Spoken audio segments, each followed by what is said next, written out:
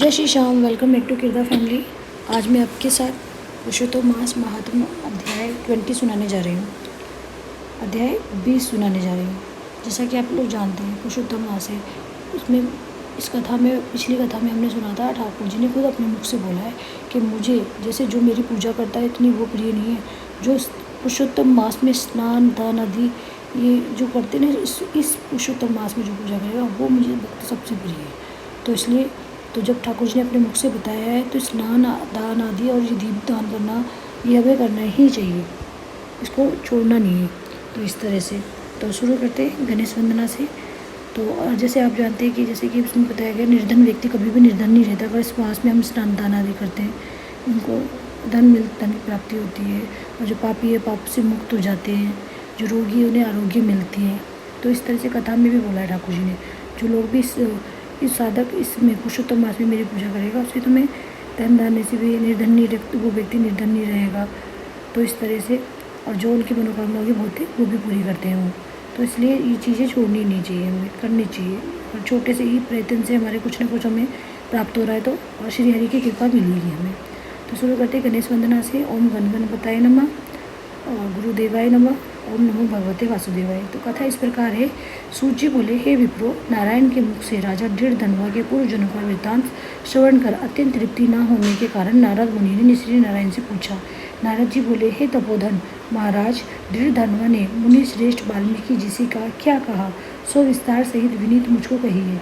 नारायण बोले, हे नारद सुनिए। राजा दृढ़ धनवा ने महाप्रयाग मुनि श्रेष्ठ वाल्मीकि मुनि की प्रार्थना कर जो कुछ कहा सो मैं कहूँगा। दृढ़ धनवा बोला, मोक्ष की इच्छा करने वाले लोगों से पुरुषोत्तम मास का सेवन किस प्रकार किया जाए, क्या दान दिया जाए और इसकी विधि क्या है, ये सब संपूर्ण लोक के कल्याण के लिए मुझसे कहिए, क्योंकि आपके समान महात्मा संसार के हित के लिए ही पृथ्वी पर भ्रमण करते हैं। ये पुरुषोत्तम मास स्वयं साक्षात पुरुषोत्तम भगवान है। उस पुरुषोत्तम मास के सेवन से महान पुण्य होता है। ये बात मैंने अपने आपके मुख से भली बातें सुनी है। मैंने पूर्व जन्म में सुदेव नामक ब्राह्मण श्रेष्ठ होकर विधि से पुरुषोत्तम मास का सेवन किया, जिसके प्रताप से मेरा मृत हरे कृष्णा पुत्र उठ खड़ा हो गया। हे ब्राह्मण, पुत्र शोक के कारण निरंतर निराहारी मेरा ये पुरुषोत्तम मास बिना जाने ही बीत गया। अज्ञान से हुए पुरुषोत्तम मास का ऐसा फल हुआ कि मृत्यु को प्राप्त भी सुखदेव उठ खड़ा हो गया है। अब देखिए, तो जैसे पुरुषोत्तम मास अज्ञान यानी कि जानता नहीं था पुरुषोत्तम मास में ऐसी पूजा करने से हमें फल मिलता है। अज्ञान वैसे उसने उसको पूजा हो गई उसकी, और उसको देखो मृत्यु को भी प्राप्त, जो उसका सुखदेव मर चुके थे वो भी खड़ा हो गया। तो श्री हरि भगवान के कहने पर इस अनुभूत पुरुषोत्तम मास का सेवन किया। तो भगवान श्री हरि ने बोला था कि उन्होंने फिर पुरुषोत्तम मास का सेवन किया। हे तपोधन, मुझे इस जन्म में वे सब विस्मृत हो गया है, इसलिए इस पुरुषोत्तम मास का पूजन विधान विस्तार पूर्वक मुझे फिर से कहिए। वाल्मीकि जी बोले, ब्रह्म मुहूर्त में उठकर पर ब्रह्म का चिंतन करें, यानी कि हमारे ठाकुर जी का, और उसके बाद श्री हरि का चिंतन करें, और उसके बाद बड़े पात्र में जल लेकर ऋषि दिशा में जाए। पुरुषोत्तम मास को सेवन करने वाला सोच के लिए ग्राम से दूर जाए। सोच के लिए दिन में तथा संध्या में कान में जनेऊ को रखकर उत्तर मुख होकर पृथ्वी को तृण से आच्छादित कर वस्त्र से सिर बांधकर और मुख को बंद कर अर्थात मौन रहकर होकर ना थूके और ना श्वास ले। इस तरह मल मूत्र का त्याग कर, जैसे कि पोटी वगैरह जो करते हैं तो मौन रह के करना होता है, ना ही हम थूके ना ही श्वास लेनी चाहिए, मुंह में कपड़ा रख के मतलब अच्छे से कवर करके फिर करना चाहिए। और यदि रात्रि को हो तो दक्षिण मुख होकर मल मूत्र का त्याग करें और मूत्रेंद्रियों को पकड़कर उठे। शुद्ध मिट्टी को ले आलस्य छोड़कर दुर्गंध दूर करने के लिए मृत्तिका से शुद्धि करें। लिंग में एक बार, गुदा में 5 बार। आलस्य छोड़कर दुर्गंध दूर करने के लिए मृत्तिका माने मिट्टी से शुद्धि करें। लिंग में एक बार, गुदा में 5 बार। बाएं हाथ में 3 बार और दोनों हाथ में 10 बार मिट्टी लगावें। दोनों पैरों में 24 बार लगावें। यह गृहस्थाश्रमी का सोच कहा है। इस तरह सोच कर मिट्टी और जल से पैर और हाथ धोकर दूसरा कार्य करें। तीर्थ में सोच ना करें। जब तीर्थ जाते हैं तो तीर्थ से जल निकालकर सोच करें। और 2 हाथ जल वाले घड़े को छोड़कर यदि अनंत जल में अर्थात तीर्थ में सोच करें तो बाद तीर्थ की शुद्धि करें, अन्यथा तीर्थ अशुद्ध हो जाता है। इस प्रकार पुरुषोत्तम का उत्तम व्रत करने वाला सोच करें। तदंतर 16 बार कुल्ला करना होता है हमें, अथवा या 12 बार कुल्ला करें, जो हम बोलते हैं ना हमारा मुँह की शुद्धि करने के लिए। तो मूत्र का प्रयाग करने के बाद 8 बार करना चाहिए हमें। जब भी हम जैसे वॉशरूम जाते हैं ओनली पी के लिए, सूसू के लिए, तो हमें 8 बार कुल्ला करना चाहिए। और जब हम ब्रश करते हैं उसके लिए बताया 16 बार या 12 बार कुल्ला करने के लिए। अथवा 4 कुल्ला गृहस्थ करें, तो 4 बार कुल्ला गृहस्थ करें, ये बता रहे हैं। उठकर प्रथम नेत्रों को धो डालें, दातुन ले आवें और इस मंत्र को अच्छी तरह कहकर दंत धावन करें। हे वनस्पति, आयु, बल, यश, वर्च, प्रजा, पशु, वशु, ब्रह्म ज्ञान और मेधा को मेरे लिए दो। अपामार्ग अथवा बेर की 12 अंगुल की छेद रहित दातुन कानी अंगुली के समान छोटी हो, जिसके पर्व के आधे भाग में कुची बनी हो, उस दातुन से मुख शुद्धि करें। इसमें बताया गया है जो दातुन मिलता है ना बेर की जो होती हैं, तो वो बताया गया है।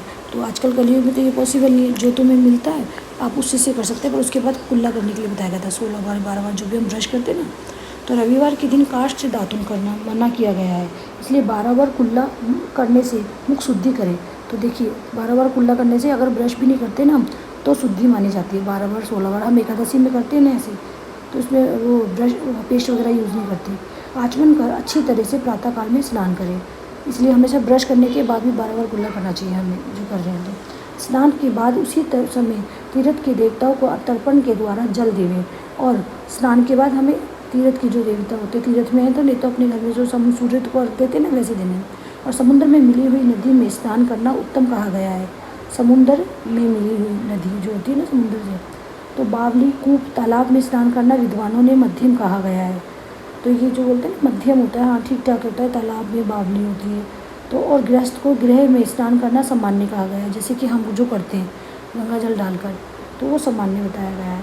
स्नान के बाद शुद्ध और शुक्ल ऐसे 2 वस्त्र को धारण करें। ब्राह्मण कंधे पर रखे जाने वाले उत्तरीय वस्त्र को सावधानी के साथ हमेशा धारण करें। तो पवित्र स्नान में मुख कर पूर्व मुख अथवा उत्तर मुख होकर बैठें और शिखा बांधकर दोनों जांघों के अंदर हाथों को रखें। कुश की पवित्रता हाथ में धारण कर आचमन क्रिया को करें। ऐसा करने से पवित्र अशुद्ध नहीं होती है पवित्री, परंतु भोजन करने से पवित्री अशुद्ध हो जाती है, इसलिए भोजन के बाद उस पवित्री को त्याग करें। आचमन के बाद गोपी चंदन की मिट्टी से तिलक धारण करें। तिलक तो हमें डेली लगाना चाहिए इस तरह से। तो और वे इसमें बोला गोपी चंदन का लगाना है हमें ठाकुर जी को भी, और हमें भी जैसे सीधा लगाते ना फिर तुलसी बनाते हैं। वे तिलक ऊर्ध्वपूर्ण हो, सीधा हो, सुंदर हो, दंड के आकार का हो, ऐसा धारण करें। ऊर्ध्वपूर्ण हो अथवा त्रिपुंड हो, उसके मध्य में छिद्र बना दें। मध्य में बीच में थोड़ा सा छिद्र बनाना है। ऊर्ध्वपुंड में लक्ष्मी के साथ श्री हरि भगवान विष्णु स्वयं निवास करते हैं। त्रिपुंड में पार्वती सहित साक्षात शंकर भगवान सर्वदा वास करते हैं। बिना छिद्र का पुंड कुत्ते के पैर के समान विद्वानों ने कहा गया है। तो सफ़ेद तिलक ज्ञान को देने वाला है, लाल तिलक मनुष्य को वशीकरण करने वाला है, और पीला समस्त सिद्धि रिद्धि को देने वाला है कहा गया है। इससे भिन्न तिलक को नहीं लगावे।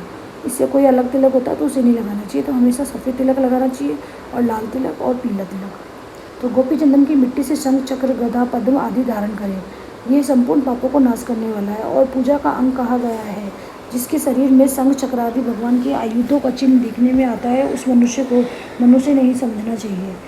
वह भगवान का शरीर है जो शंख, चक्र आदि चिन्हों को नित्य धारण करता है। उससे देही के पाप पुण्य रूप हो जाते हैं। नारायण के आयुधों से जिसका शरीर चिन्हित रहता है, उसका कोटि कोटि पाप होने पर भी यमराज क्या कर सकता है।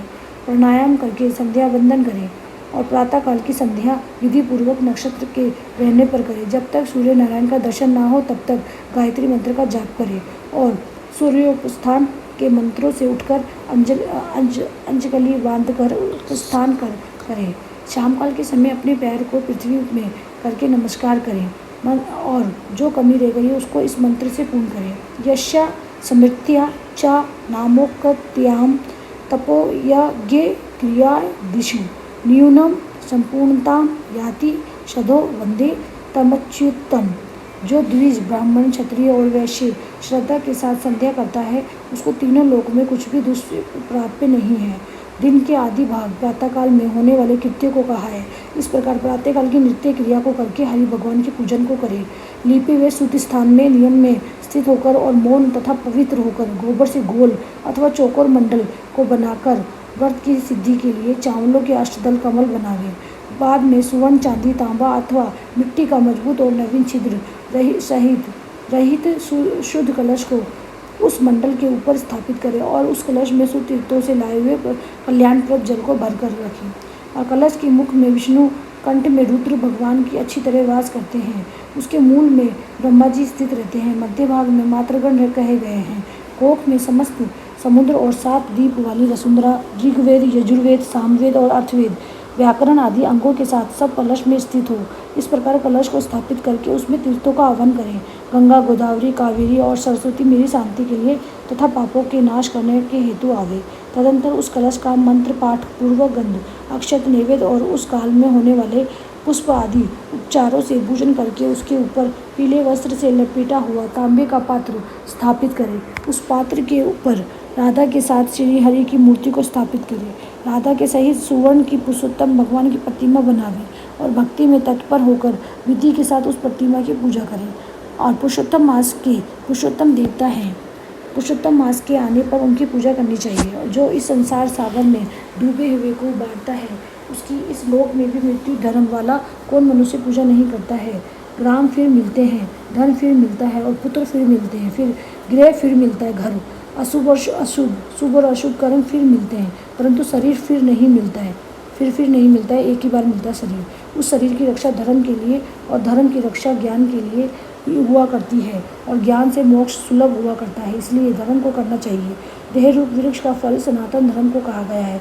जो शरीर धर्म से रहित है वे बांझ के वृक्ष के समान निष्फल है।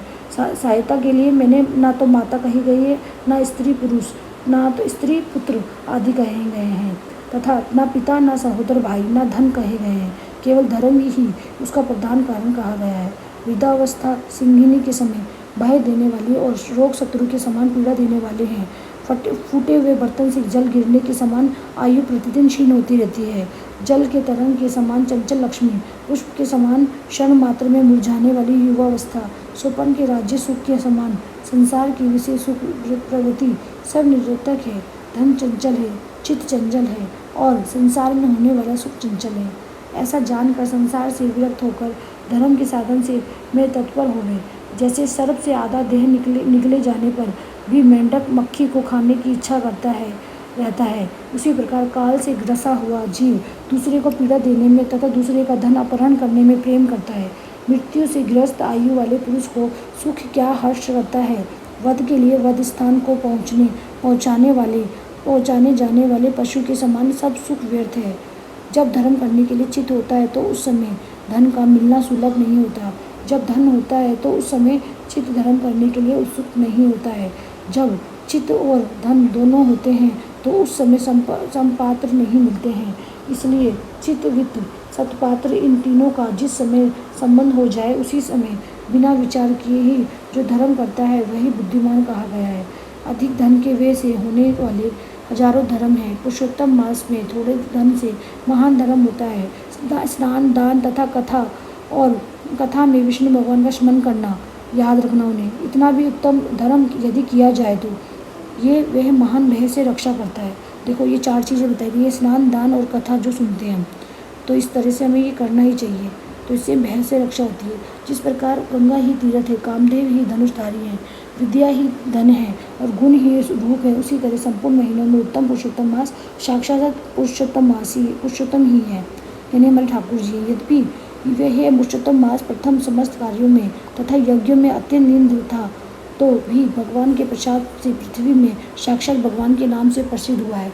जिस प्रकार हाथी के पैर में सब प्राणियों के पैर लीन हो जाते हैं, उसी तरह समस्त धर्म और कला समस्त पुरुषोत्तम में विलीन हो जाते हैं। इस प्रकार जो और नदियों की तुलना गंगा के समान नहीं की जा सकती। कल्प वृक्ष के समान अन्य समस्त वृक्ष नहीं कहे जा सकते। चिंतामणि के समान दूसरे रत्न पृथ्वी पे नहीं हो सकते। कामधेनु के समान दूसरी गौ नहीं हो सकती। राजा के समान दूसरे पुरुष नहीं हो सकते। वेदों के समान समस्त शास्त्र नहीं हो सकते। उसी प्रकार समस्त पुण्यकाल में इस पुरुषोत्तम मास के पुण्यकाल के समान नहीं हो सकते हैं। समझ देख बोल रहे हैं ना, पुरुषोत्तम मास के देवता पुरुषोत्तम भगवान हैं। इसलिए भक्ति और श्रद्धा से पुरुषोत्तम भगवान की पूजा करनी चाहिए। शास्त्र को जानने वाले कुशल शुद्ध वैष्णव सत्यवादी और विप्र आचार्य को बुलाकर उसके द्वारा पुरुषोत्तम की पूजा करें।